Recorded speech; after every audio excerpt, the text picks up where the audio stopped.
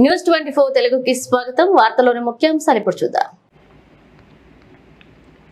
పశ్చిమ గోదావరి జిల్లా ఉండి మండలం చెరుకువాడ గ్రామంలో కొందరు మందుబాబుల మధ్య శుక్రవారం తలెత్తిన వివాదం రెండు కులాల మధ్య ఘర్షణకు దారితీసింది.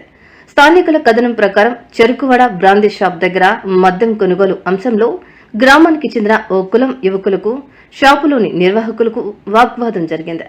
ఈ నేపథ్యంలో కొందరు మందుబాబులు రోడ్డుపైన మద్యం షాపు ఎదురుగా మద్యం బాటలను పగలగొట్టారు. దీనిపై ప్రశ్నించిన నిర్వాహకులపై మందుబాబులు దాడి చేశారు. దీంతో కోపోద్రిక్తులైన మరో వర్గం కులస్తులు వారిని నిలదీశారు. ఈ నేపథ్యంలో జరిగిన వాగ్వాదం కాస్త ముదిరి ఘర్షణకు దారితీసింది. కొంత సమయం పాటు అక్కడ యుద్ధ వాతావరణం తలపించడంతో స్థానికులు భయభ్రాంతులకు గురయ్యారు. దీంతో స్థానిక పోలీసులు రంగప్రవేశం చేసి ఘర్షణను అదుపు చేశారు.